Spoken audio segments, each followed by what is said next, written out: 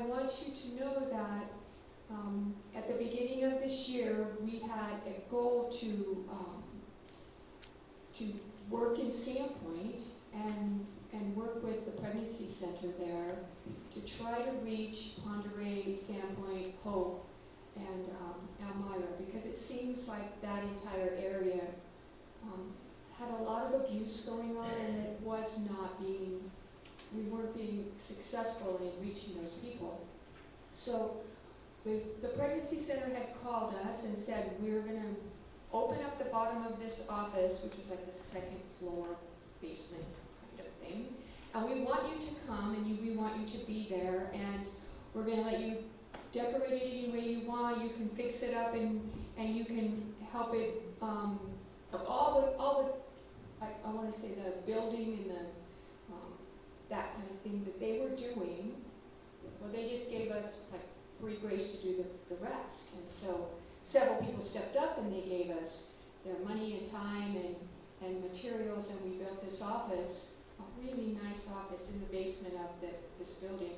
And they were going to share that as their admit part, and we were going to use it for seeing clients and helping them write protection orders and watching their children and giving out supplies and food and clothing like we do here at Priest River.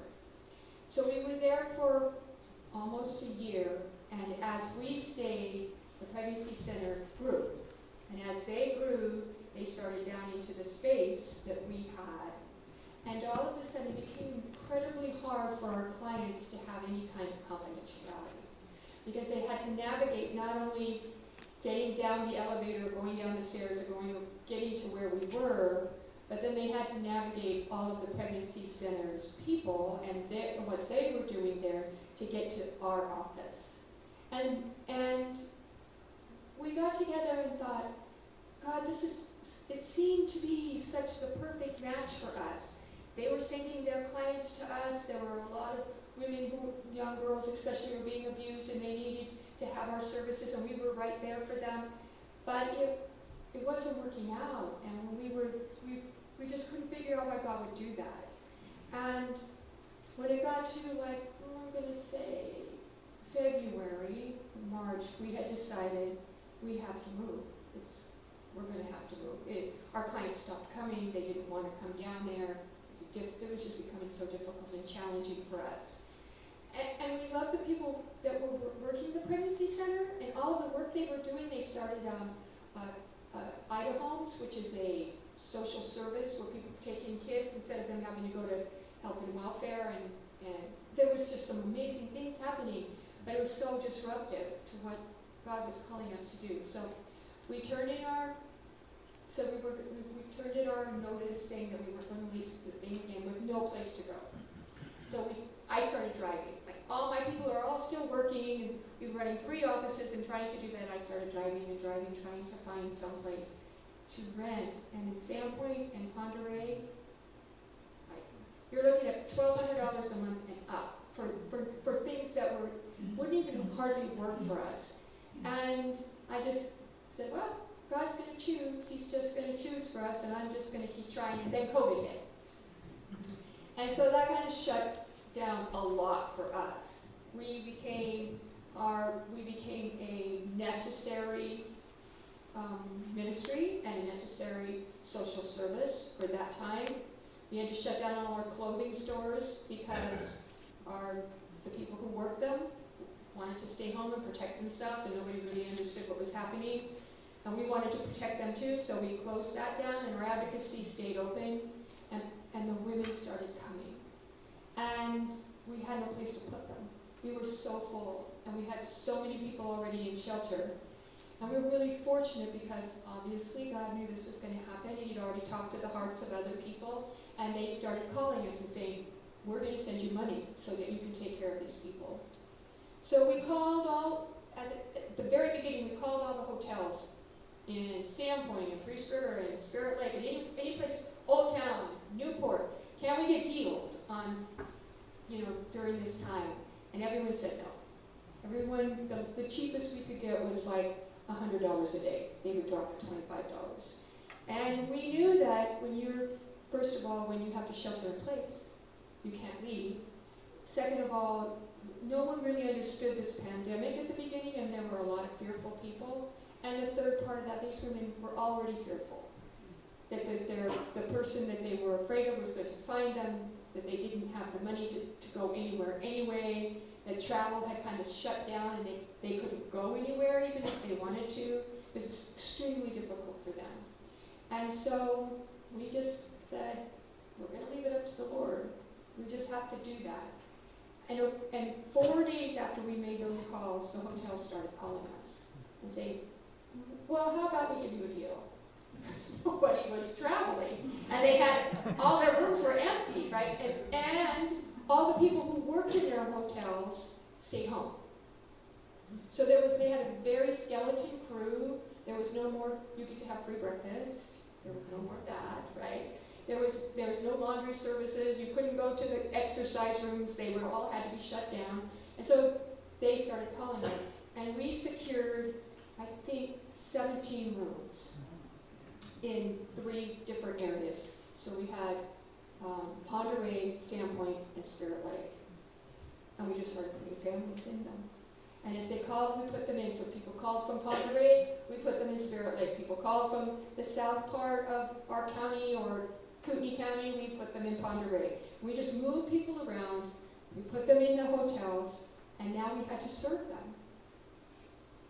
And the school was over, right? So here's a mom with 3, 4, 5, 2, however many children in a hotel with no service. They have no services. They can't leave the hotel for any reason. They can't go to the store. And they don't have any money. And they need to school their children somehow.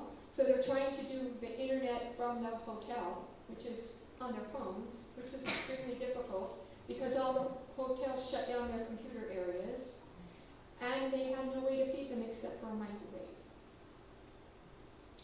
And we had 28 people steady, 28 people in shelter for 4 months.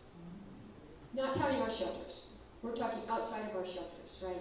So all of our shelters were full. We have 4 families in our shelters. We have 4 shelters. But outside of that, we had 28 families living in hotels. And people in the community started calling us and coming to see us and saying, we'll cook for them. And they got together and they started cooking and bringing us fresh food every day, dinners and breakfasts. They would go shopping and have big bags full of things, and they would all be in huge amounts, and then we would take them and put them in boxes. And our advocates every single day in all 3 locations went to those hotels, and they delivered the food every day for 3 months. And then they took their laundry because there were laundry facilities in the hotels were shut down. And they brought them back to our offices. We have laundry facilities in 2 offices, Spirit Lake and Priest River. And they washed their clothes. And then they took them back the next day. And they did that for 3 months. It was craziness. I look back at that and think, how did we do that? And it was so God. It was God doing it. He gave us the strength to do it. Our families were all well. No one in any of our shelters got COVID or got sick or had the flu or anything. Like, they were totally protected by God. So were our advocates. Because they were a little nervous about that. What if I'm sitting in there helping, talking to this woman, and I come out and I get sick? Then we have to shut down all our offices. So God protected us through that whole period. And we got involved in that work, and we had purchased this building, the building that we're in now, and it has a drive-through window. Because we used to have a cop. God knew we needed that drive-through window. So people started coming and saying, it's been a month, it's been 2 months, my kids are outgrowing their clothes, and we would say, tell us what size they are, and we would go into Lydia's and we would get their clothes and we would bring them to the drive-through window and be able to give it to them, and their laundry soap and their dish soap and all of the other things, all the supplies that we did for them. We continued to keep our window open, and we continued to give to them, and more people came than we've ever had before in all the years that we've been doing this, because people had no way to get these things at that time. So many people were without their jobs. And And the families in Priest River continued to bring food and supplies, and they were working at home. They weren't sitting and saying, well, it's COVID and we can't leave. And they weren't doing that. They were serving God.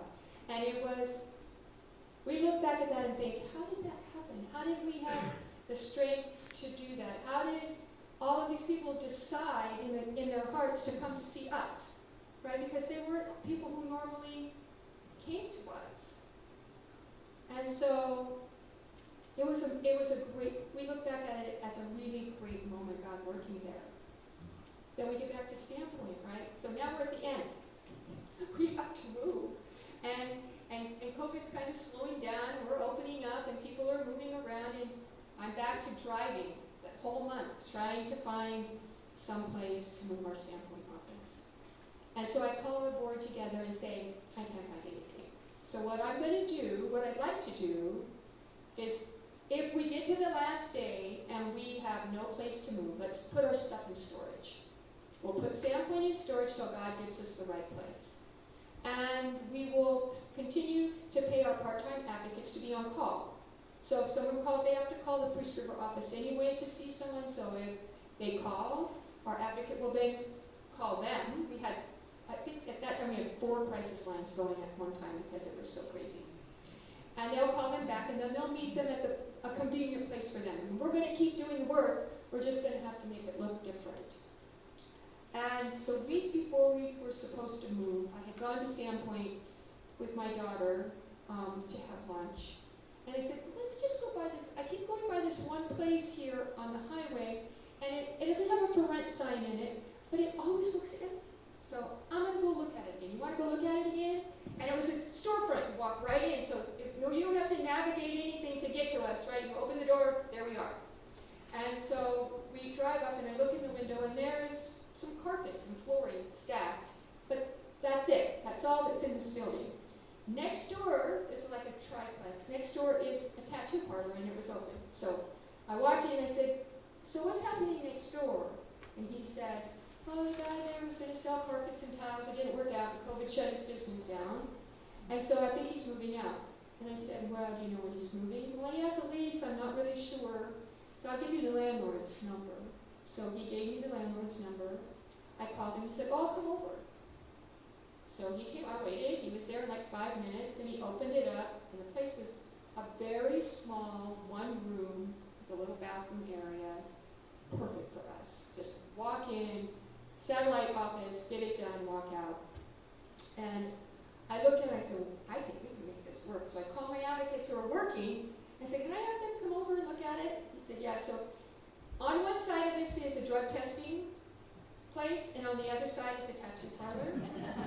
And so they came over and they were like, this is perfect. They hadn't even walked in yet. I go, wait a minute, you guys see the inside. I go, but no, look at the amount of people who might come see us because that's where we are. And so I said, okay, well, let's go look inside because it's kind of funky inside. So we went in, and they're like, we can do this. We told the landlord, if you can fix it, we can paint it, we can do it, we can put carpets down, we can make it work. And he said, well, when do you need it? I said, in 5 days. That's it. He said, okay, I'll have it all fixed in 2 days. You guys can paint it when you move in. And the amount of money that he wanted, well, in that, I said, I'd like to have my builder come look at it. Some building things needed to be done. The door was kind of, you could see light through it. And so I wanted him to fix that. And I don't know if any of you know George Weaver from Alpha and Omega Construction, but he built everything for us for free. He built our whole office. He built our Spirit Lake office. He's an amazing guy. He believes that God called him to be our person. And so anytime we need anything done, we call George. So I called George and said, George, are you in the area? He goes, oh, I'm in Sandpoint. I'm like, hey, you come by for a minute? So he came by, he looked at it, and he said, the guy said, well, do you want to fix all this? And George said, no. I'm going to buy the door and do the whole doors. I want them to be secure. He goes, but if you fix it, I'll pay the first month's rent. I'm like, so he did. He paid the first month's rent for us, and then he gave us a month free rent because we had to paint it. And by the time we were done, we were paying less money for this place for 1 year than we had been paying for our other place, which was difficult for us or the year before. And we call movers who work at a Sandpoint, and they are extremely busy people, but they also have moved us a lot of times for free. And they said, oh, we're sending people over tomorrow, we'll move you. And within 4 or 5 days we moved in, and it got painted, and we opened our doors to be ready for Sandpoint.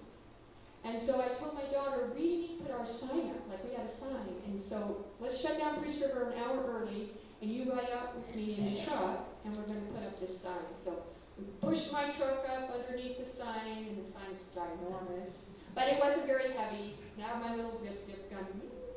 And so it's all charged, and Audrey and I are going to do this, right? So we stand up on the top of the truck, and we got like our knees up and everything. We're pushing this sign up, trying to zip in a corner, and a man pulls up on a motorcycle next to us.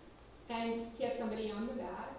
And the girl gets off the bike, and she says, hey, chap! And she walks into the drug place. I used to be a chaplain. Like for 17 years, I was a chaplain in the jail. And so I said, oh, she must be a jail girl, because who else would be that, right? And he goes, oh, do you guys need help putting up the sign? God sent us someone. So he walks up, he jumps up, grabs the sign thing, swings himself up on the roof. I'm like, you're going to fall off the roof. He goes, I'm really good at this stuff. I have great balance. And he put our whole sign up. While she was getting drug tested, we didn't even have to do it. God sent them at that time when we were there to do the last thing that we needed to do to make that building work. And when she came out, she said, the girl, while he was hanging upside down, putting in the sign, the girl said to me, you know, Chaplain, you made all the difference in the world in my life when you came in and told me about Jesus. And I said, I've been in jail in 3 years and you're getting drug tested, right? I don't think so. Like, she said, well, but no one had ever told me about Jesus before. And yeah, I kept going back to the drugs, but I have been clean since May. My life has changed. I'm going to church. I had been in that jail in 3 years. And God sent her to encourage me, right?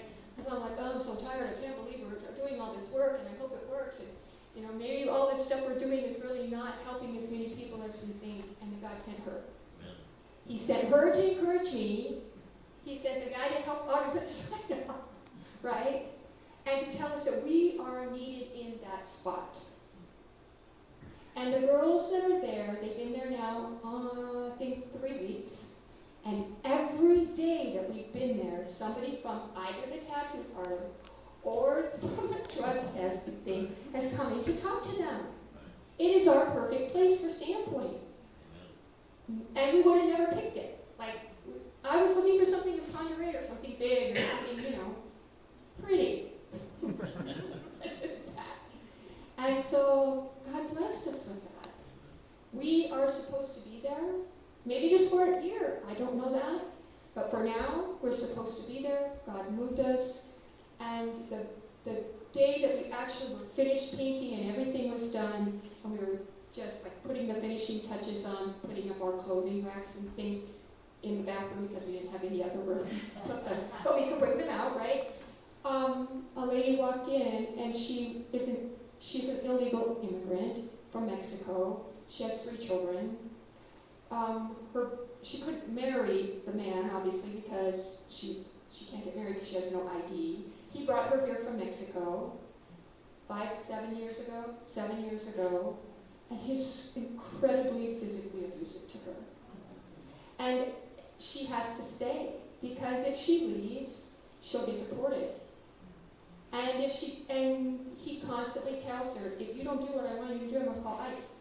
And right now, in these times, deportation is huge.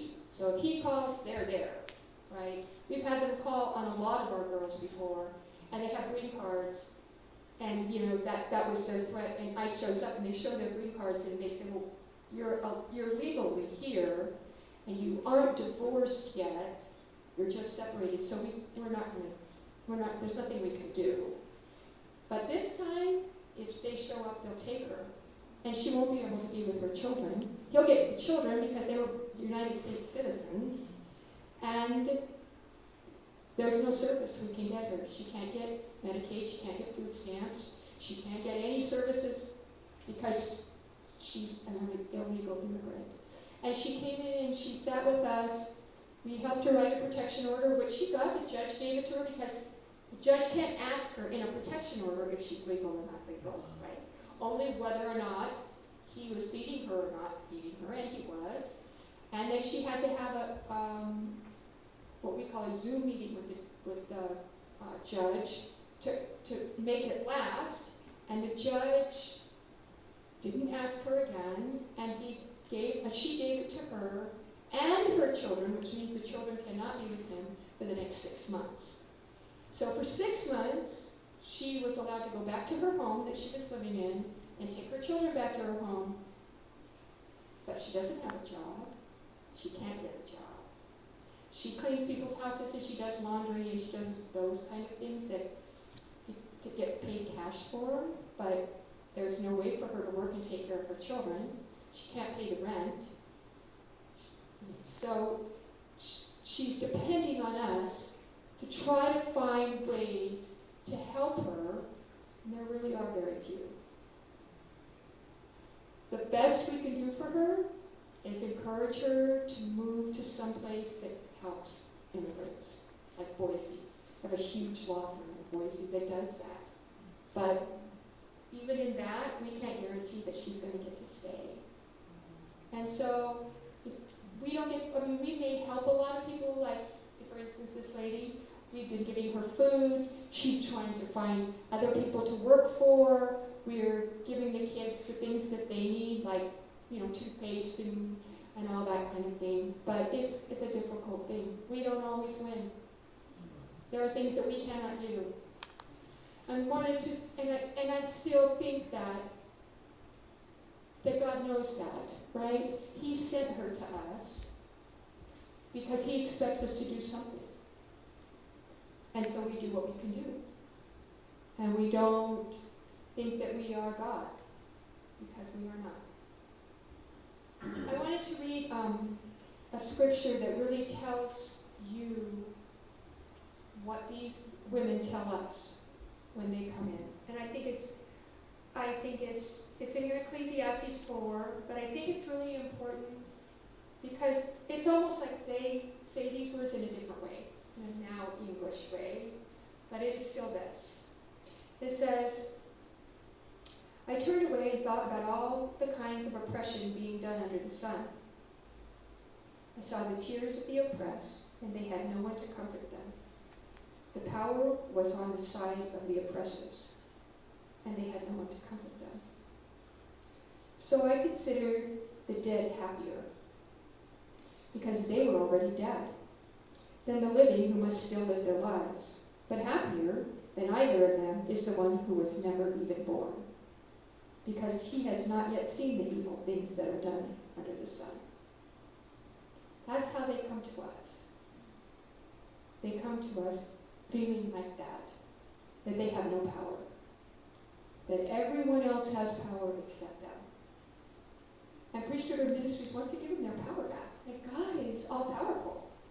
If you know him, if you let him, you can use his power.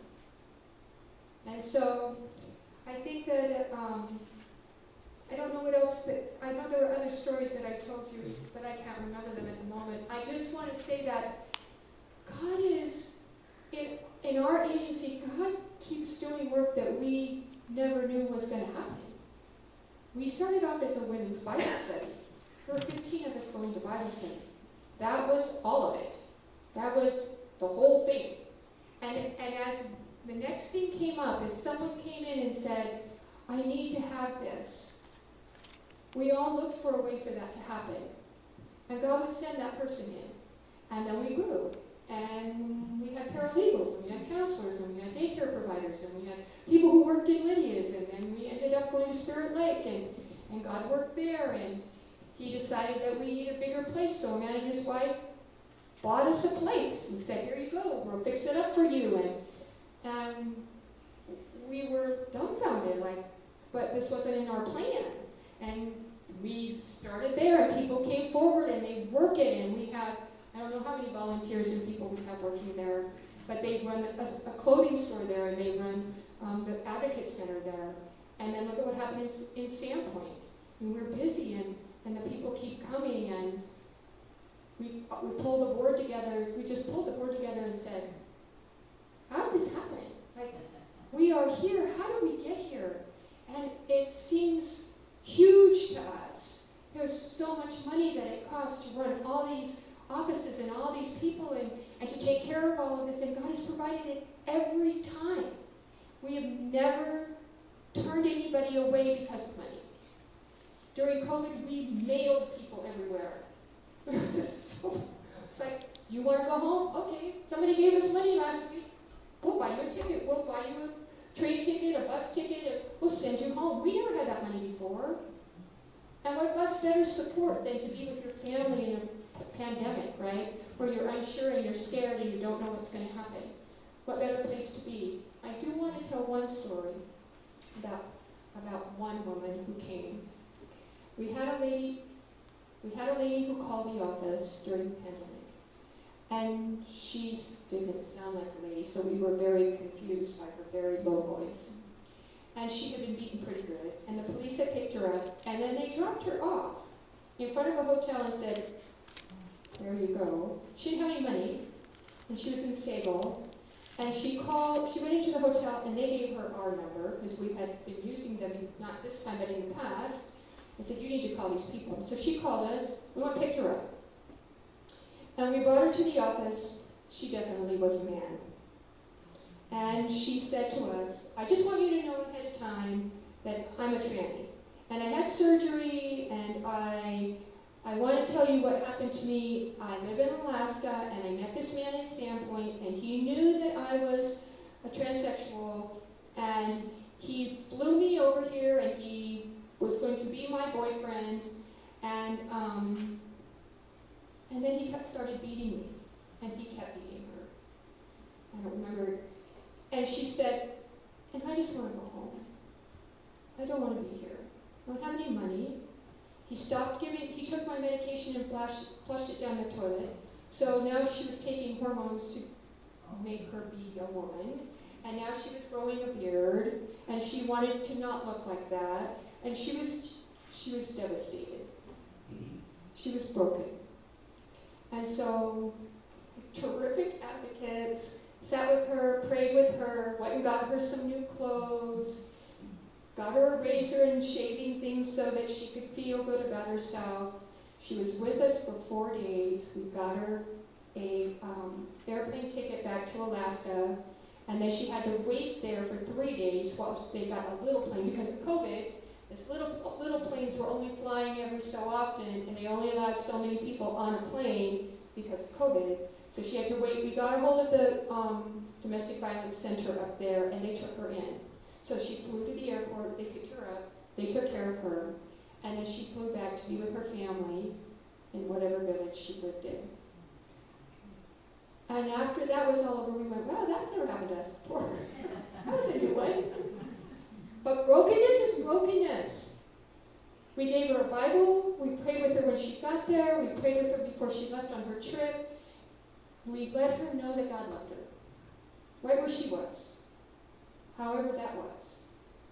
We did a lot of that kind of thing during COVID. We were able to put everything in storage for somebody and pay their storage unit for 6 months and then fly them home to be with their parents because that was their support and they had no other way to get there. He'd taken their car, he'd blown up their car, or he disabled it, or whatever. There's so many stories about that, right, that happen in violence like that and control.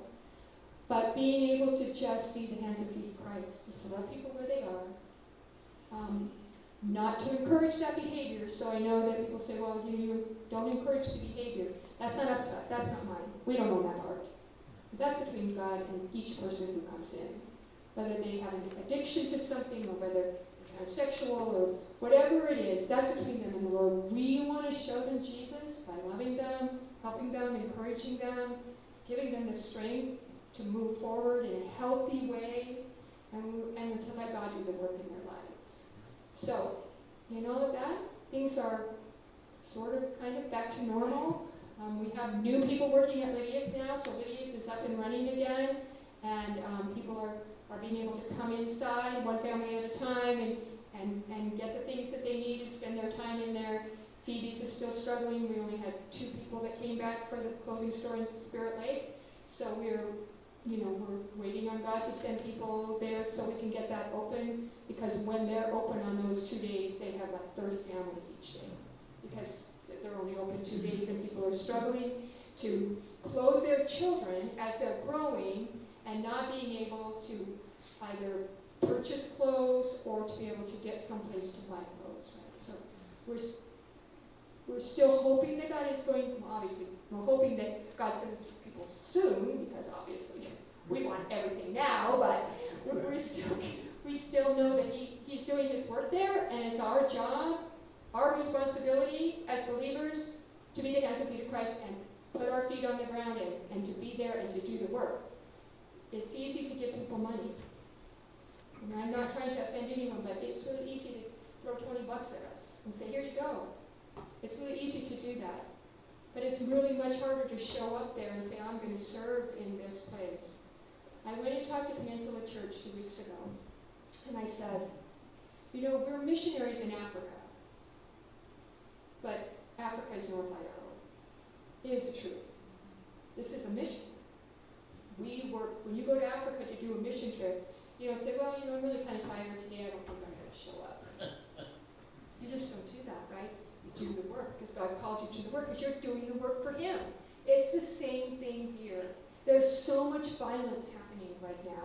And the increase in violence is huge in our area. The increase in rape and physical violence is so up from where it was 2 years ago. People are lashing out, and the devil is alive and well in the hearts and minds of people who don't know Christ.